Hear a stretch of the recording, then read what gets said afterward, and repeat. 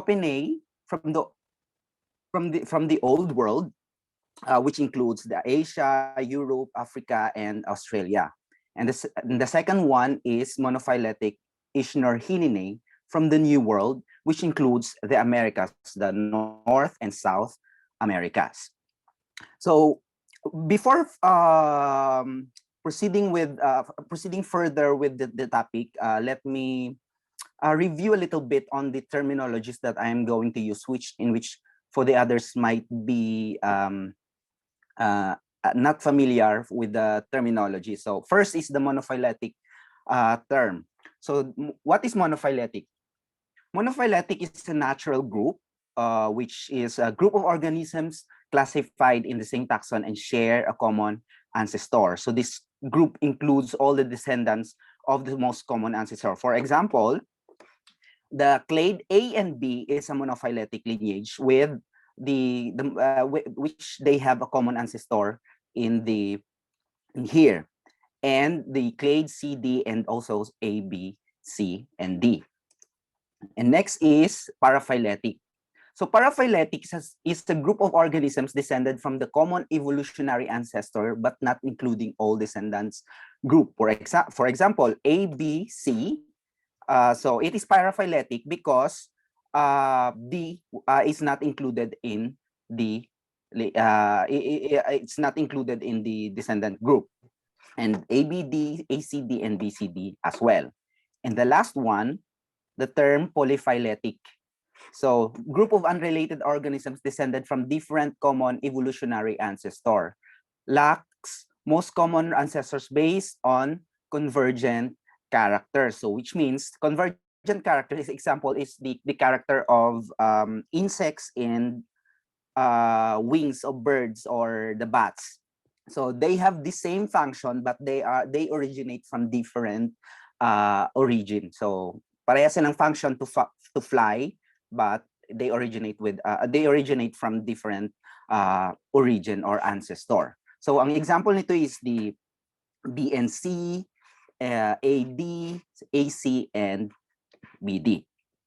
So let me go back with the main topic. So the superfamily Cercopidae also includes the families Afrophoridae, which is distributed worldwide.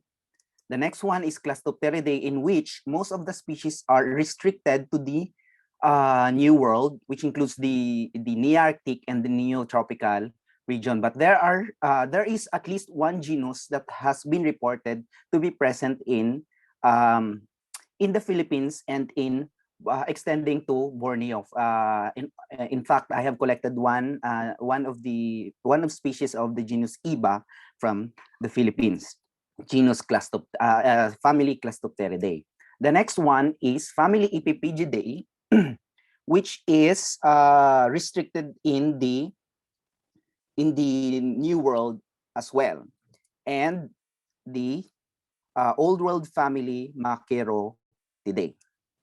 So the Cercopidae, or even the excuse me, the whole superfamily Cercopidae are called Spittlebugs because of their ability to produce foamy substance. That's why I called the title the foamy world of Spittlebugs, because they are able to produce foamy substance that protect them from desiccation and predator parasitoids. And also they are also commonly called as frog hoppers because of their ability to jump higher, or their jumping ability. So how old is Cercopidae, by the way? So Cercopidae were known from the Baltic amber. So they are known from the Eocene epoch with 47.8 million years ago, Cercopidae, which also includes the family Aprophoridae and Epipygidae. But there are some reports that Aprophoridae could be of a older lineage, which was because there was deposit in the Mina of France that has the age of 56 million years ago for Aprophoridae. So this one is the workers on the fossils are working on it. On is it really Aprophoridae or is it a Cercopidae, or so they're studying further on the fossil records on the Afrophoridae and the Cercopidae as a whole. And the family Plastopteridae is a younger has a younger age as well, with 37.71 million years ago. Whereas the old world family Macerotidae is interestingly doesn't have any fossil records as of the moment. So in terms of distribution, so Cercopidae in general are distributed worldwide, with 175 genera recorded worldwide. And also there are 100 genera in the old world region. So most of the genera, 175 out of 175 genera, 109 are from the old world, and there are at least 66 or 67 genera reported in the New World. So specifically, there are 4 genera in the Nearctic, which is in here in the violet. And in green, there are 66 genera in the Neotropical region, 3 in the West Palearctic region, 14 in East Palearctic region, 26 genera in Afrotropical region, 61 genera in the Oriental region, and 32 genera in Australo-Asian region. So take note, there are 109 genera reported or recorded in the old world region. So we will see why I emphasize 109 in the later presentation. How about their biology and ecology? So currently there is still a large gap on the ecology and biology of the Cercopidae, because it's just like other organisms as well, it is also least studied. So, but however, there are some study already that has been done for the ecology and biology in the Neotropical region, because there are already pests in the Neotropical region. So they are attacking sugarcane and other pasture crops. And also there are also there are also Cercopidae which are reported to be pests as well in the mainland Asia, which is the genus Calititix in here, which attacks rice. And also there is also genus in Africa which also attacking rice in the African region, which is the genus Lucris.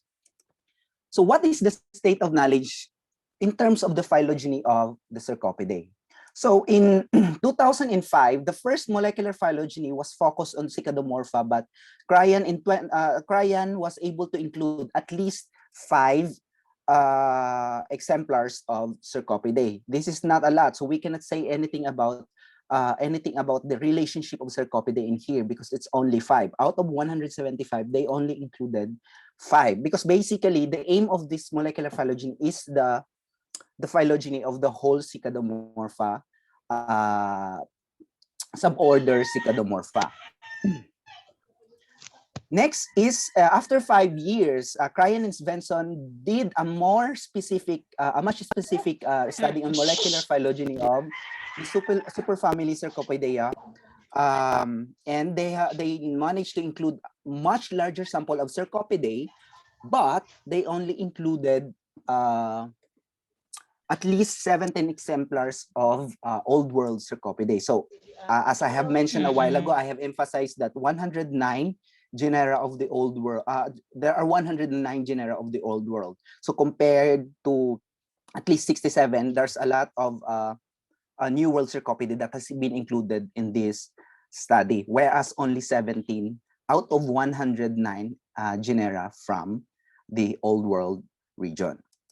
So next, Palladini et al. In 2015 did a morphological phylogeny on neotropical Spittlebugs. So the aim of this study is only to focus on the relationship of the neotropical Spittlebugs in South America, or in the South American region. So with the morphological data, unfortunately, they were not able to include any old world exemplars in here, or old world taxa. So such a shame, because it would have been a very interesting phylogeny if they were able to include at least 5 or at least 1 examples of exemplar of the old world Cercopidae. But yeah, there were problems in the, I think, on the homology of the characters.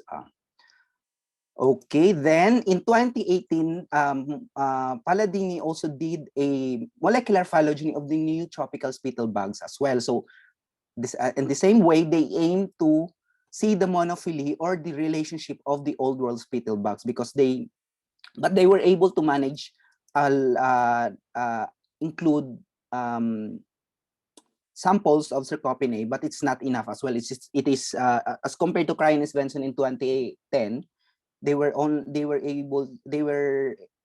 not able to include more exemplars from the old world, and they include this taxa in the old world. So basically, their aim is to test the monophyly of the neotropical region, not the Cercopidae as a whole.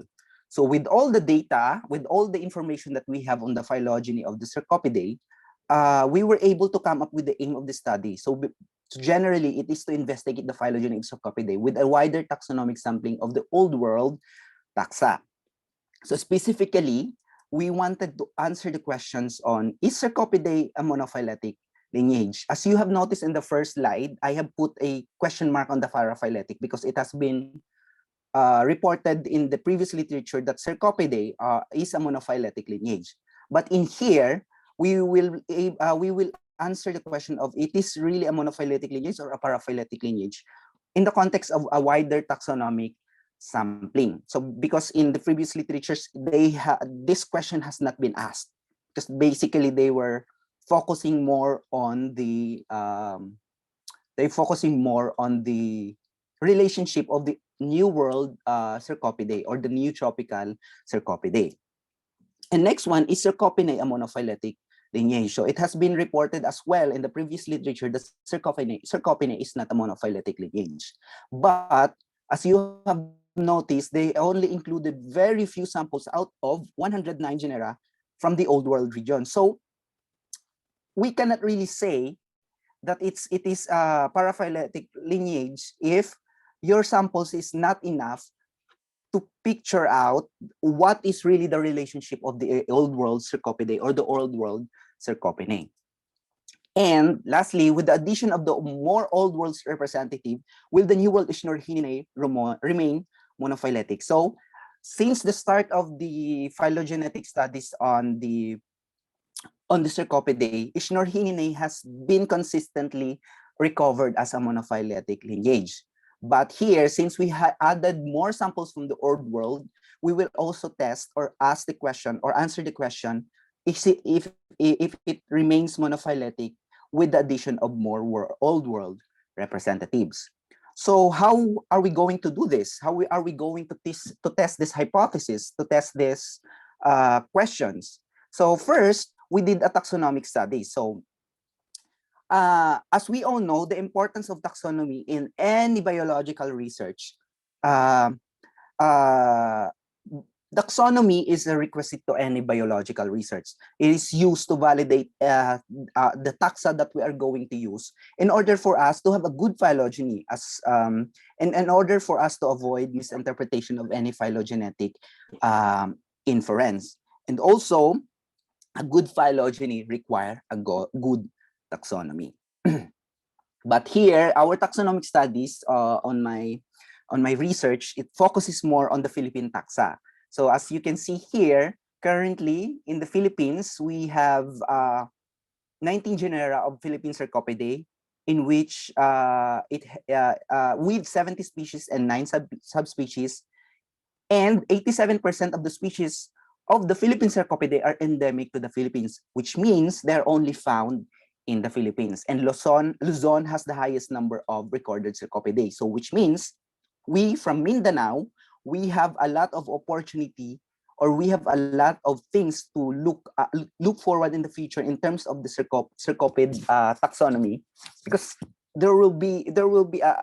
we can expect that there will be a lot of Cercopidae that we can discover in the Mindanao, from the Mindanao alone. So here are the two publications that we have published, which was in 2019. So after 65 years, the revision of endemic Philippine Poeciloterpa is the first was the first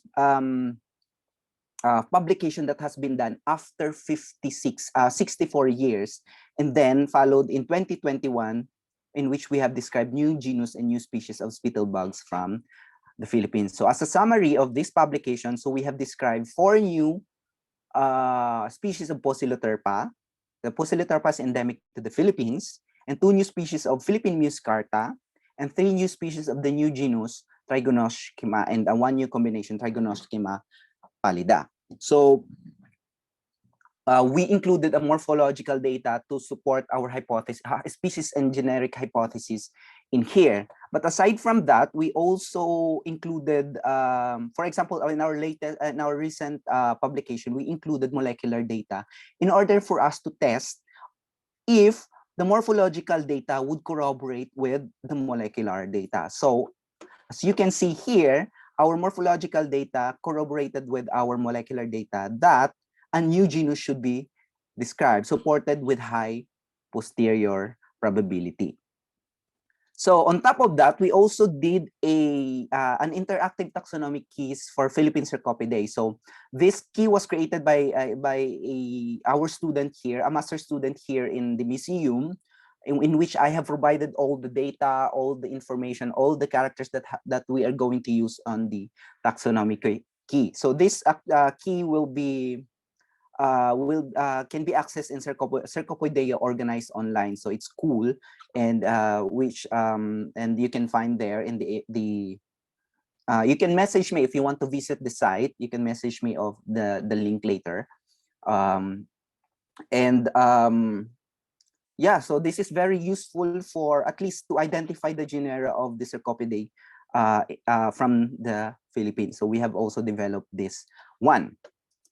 Next, after our taxonomic studies, we did also morphological study. So this morphological study aims to standardize all the terminology. So at least in the morphological part or in the taxonomy, we have, for example, we have one part.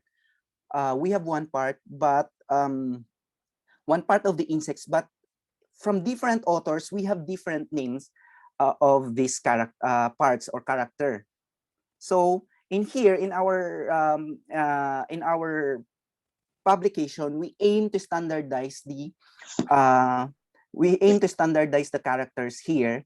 And for us, because this morphological study that has a lot of benefits for our taxonomic studies, so it improves our taxonomic studies, and also it improves our morphological phylogeny, which you can see later. So for example, so these are the parts of the male genitalia of Cercopidae. So the anal style, adiagus, paramere, subgenital plate, phallobase, and pygophore. So these are the general parts of the male genitalia of Cercopidae.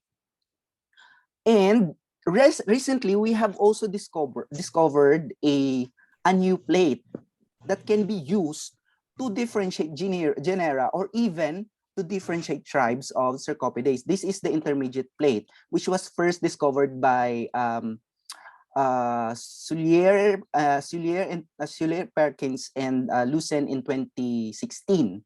So this intermediate plate, and from that time we observe a lot of taxa that has this character, that has this plate in the male genitalia. And also, although this has been discovered a long time ago, this sternolateral plate, but before it was named lateral plate. But when we were checking all the information, all the literatures, we also found out that lateral plate is also used in other group of insect. So for us to have a consensus terminology and specific for Cercopidae, we renamed and proposed the name sternolateral plate, as this plate has originated from the sternolateral parts of the pygophore in here. So basically, this morphological study has benefited our morphological phylogeny because it gives us more it helps us in the homology of the characters. It helps us to achieve the homology of characters. And homology in morphological phylogeny or even phylogenetic, any phylogenetic studies is very important in those studies. So in our morphological phylogeny, we have selected a lot of characters. So we have selected characters from head, thorax to abdomen. Specifically, we have 35 characters from head, 59 characters from thorax, and 57 characters from abdomen, which is specifically 48 characters from male and 9 characters from female. So in total, we have 152 characters used. And we also use 991 genera with 84 in-groups and 7 out-groups. And after our analysis, we have obtained a 107 equally parsimonious trees with 1,841 steps in strict consensus. So in here, we can notice here in the morphological phylogeny that the in-group appears as monophyletic, but the expected monophyletic neotropical lineage is not recovered. Here in green, you can notice the green part, the green colored terminal here are the neotropical lineage, but they were recovered as non-monophyletic in here. And they are distributed in 11 lineages in here, the green. And also the old world taxa was not recovered to be monophyletic as well and distributed in 4 lineages. But the interesting part of this result is we were able to recover major groupings in here. So for example, in this part, which is supported by the the character pygopher posterior margin process present, and the second one is the group in here in blue with sternolateral plate. As I have mentioned in the previous slides, that sternolateral plate as well can be used as to define a tribe or even subfamilial classification. And also we did, on top of our morphological phylogeny, we did a character optimization. So character optimization is used to finding any possible assignments of any character using different algorithms. So we use the Actran and Deltran mean optimization. So however, because the aim of the character optimization is for us to give us a equally parsimonious tree, so equally dapat equal yung steps na binigay nila. But however, in here we notice that Actran has more steps than Deltran. So it stress out that there are still a lot of things, or there are things that should be resolved, or issues that should be resolved in our morphological phylogeny as a whole. And also, however, we found out as well that the fused subgenital plate and pygopher is not an advanced character, as which is the definition of the New World Cercopidae. We found out here that it's not an advanced character, and in the previous literature they were always saying that this subgenital fused subgenital plate and pygopher is an advanced character, but here it is telling a different story. So as a conclusion of our morphological phylogeny, so morphological phylogeny does not corroborate with the previous phylogenies, the phylogenies of Cryanus Benson, Palladini in 2015 and 2018. However, we were able to recover 2 major groupings of most of the old world taxa. And then genitalia characters are extremely important characters in any phylogenetic studies. So both male and female, although they have different levels of information that they are giving in the morphological phylogeny, any phylogenetic studies, genitalia characters are extremely important, as it is not it is rarely affected by the convergent evolution or parallel evolution. So it is important for us to include the genitalia characters in any phylogenetic studies. So let's proceed with molecular phylogeny. So in fact, this molecular phylogeny was done in parallel of our morphological phylogeny. So, which means we did at the same time both of the molecular phylogeny and morphological phylogeny. So, so what we did in our morphological phylogeny is we collected fresh samples from the Philippines, from Thailand, from Vietnam, and also we have gathered some information from GenBank, and we did the DNA extraction, DNA amplification. Then we did electrophoresis if to see if we had successfully extracted the DNA of the insects, and we did the cleaning, trimming of the sequences, and then alignment. Then we did the phylogenetic construction using partition finder to find the best fit model of our data, and we used two algorithms on the Bayesian inference and IQ3 maximum likelihood. And to visualize our tree is we use the fig tree. So the result of our molecular phylogeny here is very interesting. So we found that we recovered a non-monophyletic Cercopidae as well here, in which, with respect to Afrophoridae and Afrophoridae and Pipigidae here and Plastopteridae, in which we have recovered Cercopidae group 1 in here, a sister group to Afrophoridae, which composed of two genera, the Hemitriophora from the Old World and Microsargane from the New World. And the Cercopidae group 2 and 3 from the Old World region. So, and also it is interesting to note here that these groupings is corresponding to the major groupings in the morphological phylogeny. So it is it was an interesting result when I found out that, oh yeah, it's the group 2 and 3 is corresponding to the major groupings that we have recovered in the morphological phylogeny. And lastly is the Cercopidae group 4 from the New World. So what can we say about this morphological molecular phylogeny? What can we infer with this? So as a conclusion, based on the molecular data, we recovered a non-monophyletic Cercopidae cinsulato. Genera Hemitriophora, which is the Cercopidae group 1, are moved from Cercopidae and placed in Certicides within Aprophoridae. So it corresponds with the lineage which is labeled, which is colored as red, the group 1.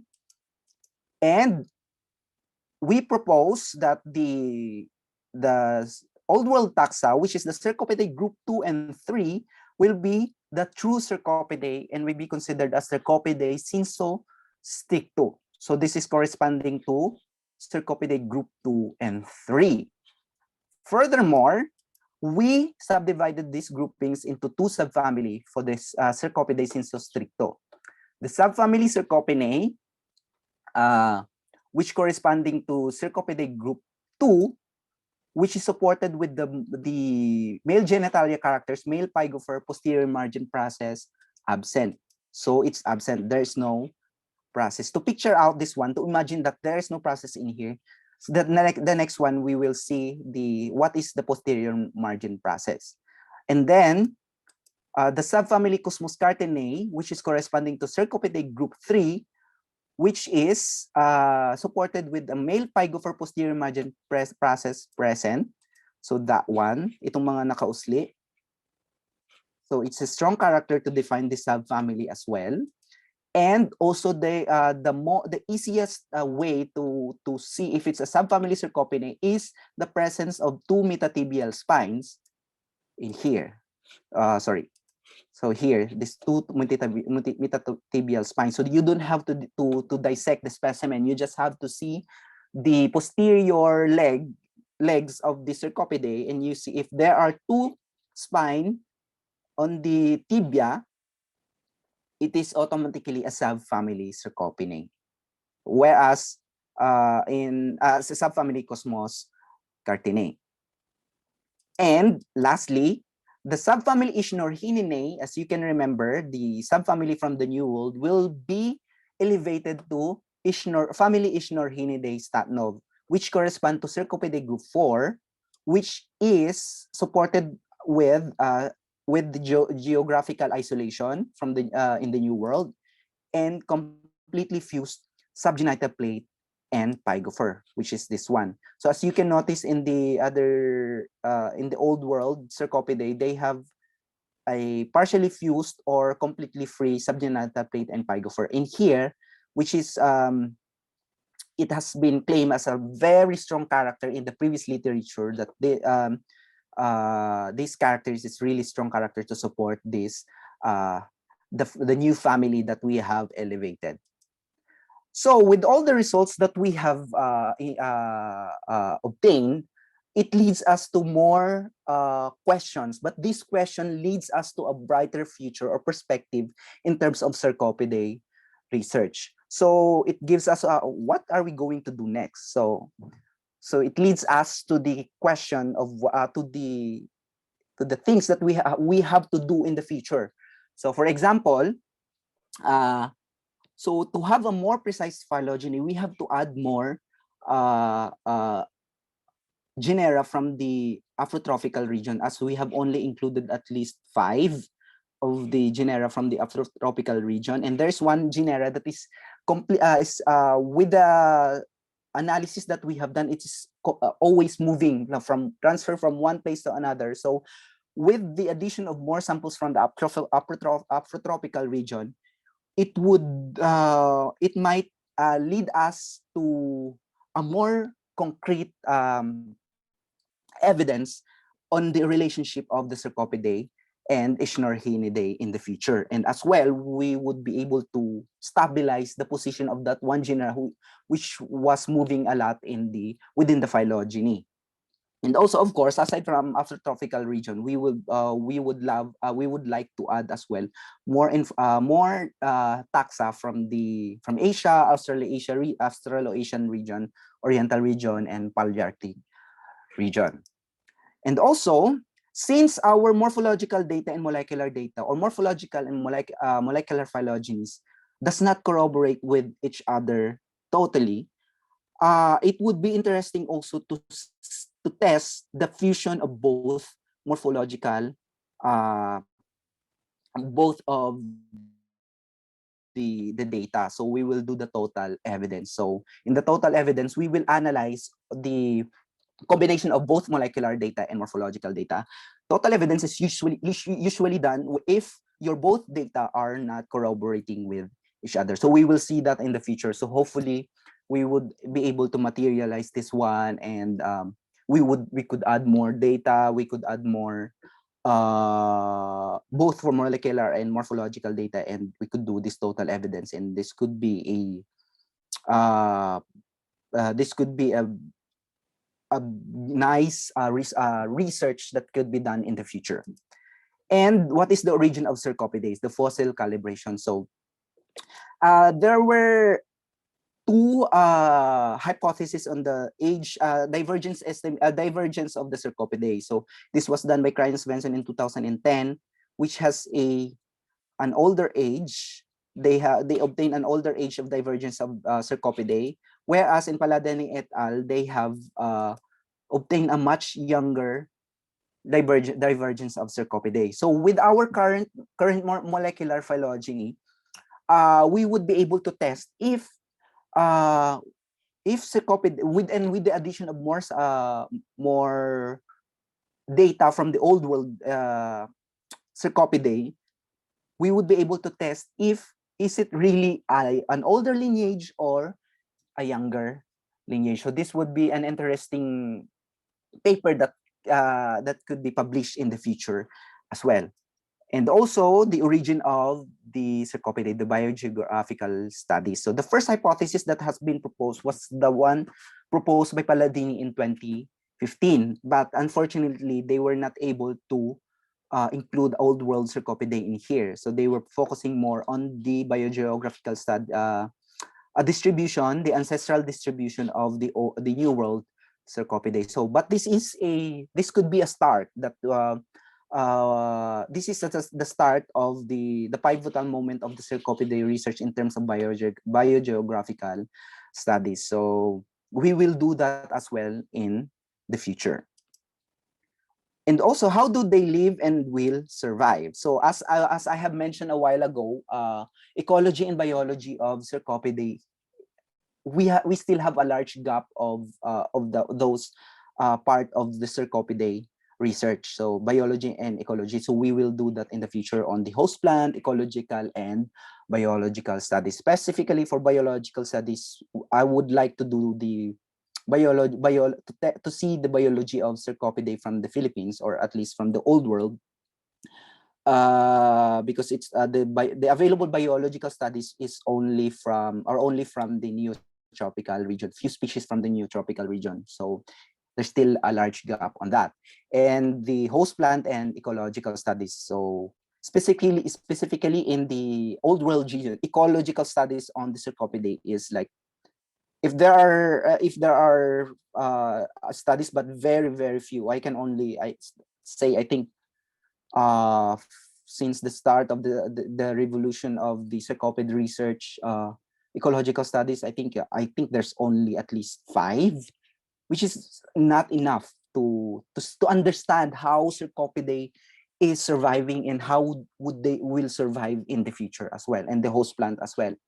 As in the host plant, we were just relying on the host plant association. Oh, we collected this specimen in this plant, in the Melastomaceae, in the ginger plants. So it's only association. So we are not sure if they are really feeding in there, or they just resting in there, or it is just their, is it their food plants or is it their host plant?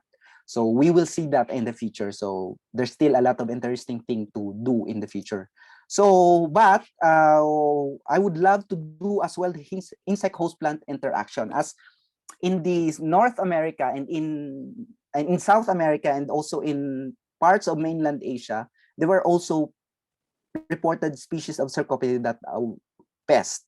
So I would love to see how the mechanism of pathogen, how the transmission of the pathogen from insect to the plant in the future. So we will do that in the future. And fortunately, in the Philippines, at least in the Philippines, Cercopidae are still considered as forest species. So they are still considered as the bioindicator. So they are indicator of good environment. So fortunately, but with the with the higher rate of destruction of the environment, of their natural ecosystem, of course, I have already observed that there are some Cercopidae transitioning from the forest ecosystem to the at least minimally intervention agricultural ecosystem. So it's not a good news if they will be if there will be potential there will be pest outbreak that will happen because of our activities, or the human activities that we are doing. The higher rate of, because of course human is the number one contributor of higher rate of destruction of the ecosystem of the insects, not only insects, the organism or the biodiversity in general. And next is the host plant identification. So this one, as I mentioned, we were only relying on the association before.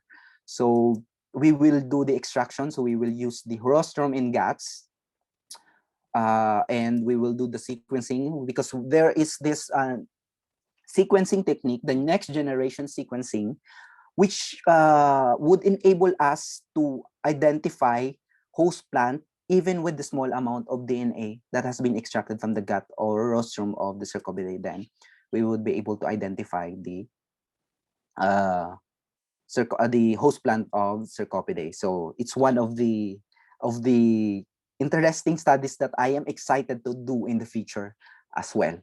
So actually, this one was part of my PhD thesis, but with COVID, with the limited funds, and with the limited years that I have to study Cercopidae, I think it's not enough. 3 years or 4 years is not enough to finish the work that you wanted to do. And next is the species distribution modeling. So this is in relation as well with the destruction of our environment. So in this species distribution modeling, this is a prediction of what will happen with the Cercopidae after 85 years in relation to the land cover, to the host plant, to the plants, to the ecosystem of the Cercopidae. So one of the student in our master student as well did this one as well, this species distribution modeling. I was not the one who did this one, but yeah, the student did this one. So as you can see, the reduction of the distribution of the specifically the genus Poeciloterpa in the Philippines from the current projection to the from after 85 years. So in relation to higher rate of destruction of the environment. So with the large gap of ecological studies, it's useless after we studied the taxonomy, the systematics, the relationship of Cercopidae, and if we cannot proceed with the ecological studies of this Cercopidae, this very important taxa, we would lose them, or the worst, they could be pest of our agricultural crops. And next, of course, taxonomic studies, more Cercopidae to describe. And then morphological studies, the external morphology. So equally, the same way with the male terminalia, the external morphology has also suffered from the same parts, but with different names from different authors. And lastly, the book on the Philippine Cercopidae, a field guide for the next generation taxonomists. So I emphasize here the next generation taxonomists or students, because they will be the next group of people that who will handle the biodiversity, and they have very important roles in protecting our biodiversity in general. Not only for the Philippine Cercopidae, but at least with the book on the Philippine Cercopidae, I could inspire younger generation to do taxonomy, to do biology, to do protection of our conservation of our biodiversity in the Philippines, in the Philippines, and as well the world biodiversity. So yeah, so I really wanted to emphasize the next generation taxonomists, as they are very important generation to continue with the protection of our environment and our biodiversity.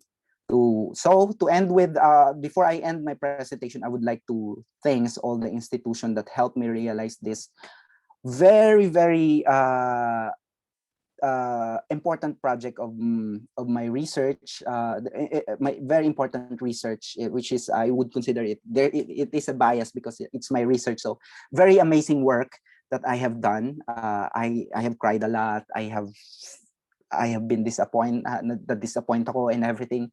So thanks, University of Southern Mindanao, University of the Philippines, French Embassy, Campus France, and all the museums around the world that helped me or gave me the materials to study. And of course, my laboratory here in the Museum National de Naturelle, MECADEV. And maraming salamat. Thank you very much. Merci beaucoup. And have a good day, everyone. Any questions? Okay, thank you so much, Lord. So this is very informative talk on the world of Cercopidae. So now we welcome questions. So like I mentioned earlier, the audience can ask questions. If they want to ask questions related to your talk, they can raise their hand or they can send a message sa chat box. Okay, so I think we have 2 questions for now. So first from Sir Mike Tabog, the first question is, was there an instance that your molecular phylogeny that did support your morphological findings, and how did you address these unmatched results? Okay, so I guess it's the question, was there an instance that your molecular phylogeny did not support your morphological findings? Yeah. Okay. And how did you address these unmatched results? Yeah, okay. So as you can see in my, as you have observed, it's not totally unmatched on my result of morphological and more molecular phylogeny, because I have seen the corroboration of, as I mentioned, the the two major groupings of the morphological phylogeny, it has corroborated with the major groupings of molecular phylogeny as well. So how did I address? So for now, I haven't addressed the because as I have mentioned, the total evidence could address this one. If you we cannot you will be the luckiest person working on systematics if both of your molecular and morphological data would corroborate with each other. I mean, I would love to work with you if you could do that. I mean, but at least with our findings, we were able to find a corroboration. But with the total evidence, it could help us maybe resolve tribal classification or at least subfamilial classification for the total evidence. So, but we cannot say that one is much stronger than the other. It's both are both are very important part of any phylogenetic study. So we cannot disregard molecular. We cannot disregard morphological. Both are important. We have to be holistic because both are evidences. And with the science evolving now, we are confronted with a lot of data that as much as possible, we use both, all the data that are available in front of us. So for now, we did not address yet the findings, the unmatched results. But in terms of biogeography, more molecular phylogeny as of this time has more biogeographical sense. So it's like okay, group 4 is only present in the New World, so which is corroborating with the biogeographical as well. So as of this time, I hope I answer your question. Okay, I think there's another one. A follow-up question, Sir Mike. Sir Mike, you're raising your hand. Go on. Yes po. Were you able, sir, to provide biogeographical phylogeny of the target species po or target group in Southeast Asia or in Asia? Okay, so biogeographical studies, especially ancestral distribution, we haven't done that yet because it's basically we will be using molecular phylogeny for the biogeographical studies that we will be doing in the future. Yeah, and for now we don't have that yet because it's a lot of work. It would take years before we could come up with that result. So if I was really pursuing that during my PhD, I think until now hindi pa ako nakagraduate if I did that.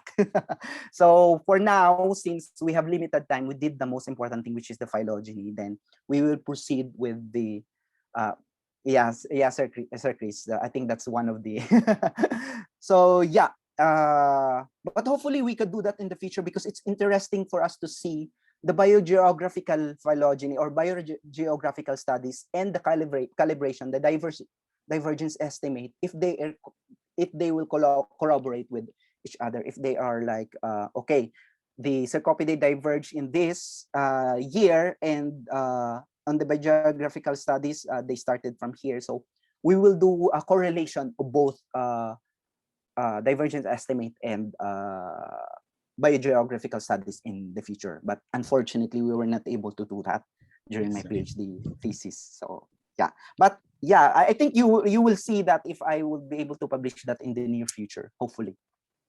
Help me pray for that. That's for postdoc, Sir Lords. Yeah.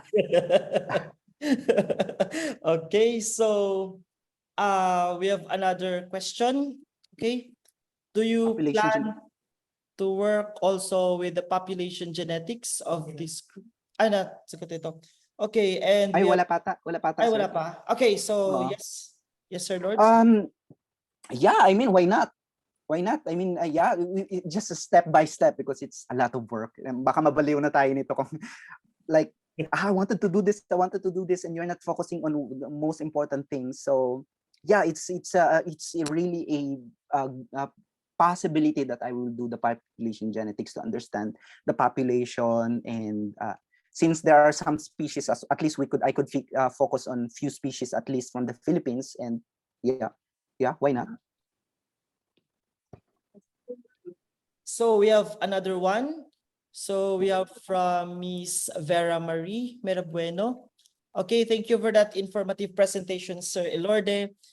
And Spittlebugs of order Hemiptera is new to me. Okay, it's new to me. How about its habitat preference, sir? Where do we usually find these bugs? Okay. Okay, Cercopidae are really vain. Maarte itong mga Cercopids na to. So, for now, fortunately in the Philippines, as I have mentioned, they are still bioindicator of good environment. So, for example, in Mount Apo, in Bungulanon, so since Bungulanon is still relatively a good environment for any biodiversity. So, we can find them in the forest ecosystem. And also they wanted a humid humid habitat, and and the forest, for now they are forest dependent species, although I have to say this, I have collected them from some of the agricultural crops like durian, coffee, something like that. So which is, this could be the start of something. So so yeah, so but generally all the cercopids that we can find in the Philippines are still found in the forest ecosystem, which is still a good news. It's a good news actually. Yeah, I think there's a lot to explore sa Philippines regarding sa Cercopidae. Or I think in the entire field of entomology, I mean, insects are very abundant, but I think studies the ecology ng insects in the Philippines remains very limited. So it's a good start to work with the group. Yeah. Especially here in Mindanao, I guess we have a very limited. So we're looking a good thing as forward. well is a good thing as well, I have a colleague in the department that is working on insect ecology, si Sir Joseph Quisado. So and you are also working on ecology, so it's you're of very course welcome science to is join us. science is it's a collaborative aspect of it's collaboration. It's all about collaboration. Should So always be collaborative, so we complement each other. yes. So I guess we don't have questions anymore. So but I have one question before we end. So there's recent you have one question? Okay, we have one more question. Okay, with Sir Jello. Okay. Okay. Hello, Lords. Hello, Sir Jello. Magandang araw. Magandang araw. You mentioned that in the subfamily Cercopidae of the old world, as of today, they are they are paraphyletic, and then it's not yet clear to me, based on your result, if they should remain paraphyletic. Okay. So with our we have a taxonomic decision that we have done based on our molecular results, sir.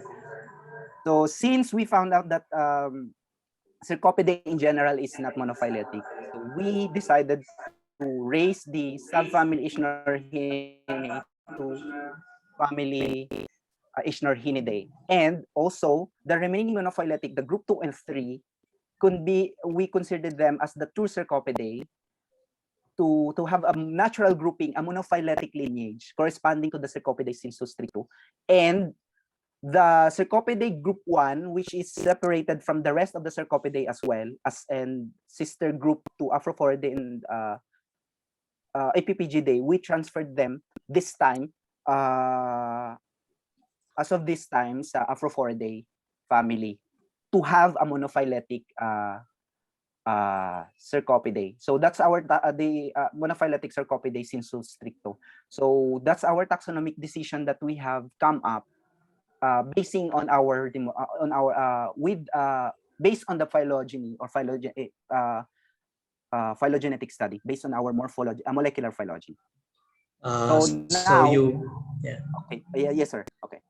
Yes, so you are proposing that there are, based on your result, there are actually two families already. The Yes. family Cercopidae and the family Iscrorididae. Yes, yes, sir. Okay, yeah, okay. And Yeah, thank you, thank the you. two remaining genera will be transferred to Afrophoridae, as they are sister group to Afrophoridae. So yeah. Okay, yeah, sige. Thank you, Lord. Yes, sir. Thank you, sir. Okay, thank you, Sir Angelo. So I guess no more questions, but I have one question.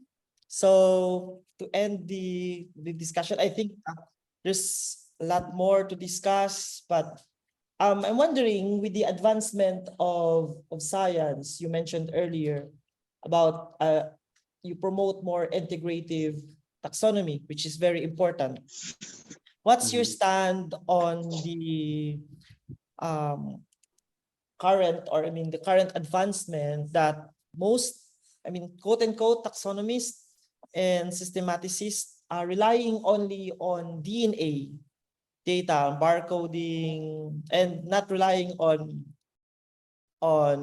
morphology? I mean, I read your stand here. I just want to hear it from you personally. What's your stand on relying more on DNA? Okay. Okay. Nawala na. Okay. Yeah. Yeah. Yeah. Controversial topic of science. Okay na, sir? Okay. You're back. Okay. Yeah. Bakit kayo nawala? Okay. Okay. So this is a very controversial part of science. The DNA and the traditional data that we were using before the DNA. But yeah, as I have mentioned, I am promoting integrative, very holistic, a holistic approach in any hypothesis testing or any hypothesis development. We should be holistic. We should use all the available information that are available in front of us. And also, but we cannot really reject, or we cannot neglect, or we cannot totally neglect the morphology, as it is already stable. Yeah, for example, you're going to the field, you cannot use DNA there for practicality. You cannot use DNA there, and also there are not a lot of young scientists now, or young taxonomists, who are large part of the contribution of taxonomic identification and description every year. They're not capable of doing that. I was just lucky because my lab has supported me to do molecular and more molecular. So yeah, I think it's so one-sided to just rely on the on only the DNA, in which you have already the sample. Why not describe the morphology already? So yeah, and I have this class before, this like species hypothesis should be is an explanatory hypothesis. So which means we have to explain it. But with the DNA alone, we cannot explain DNA. It's just A, B, C, D, E, F, G.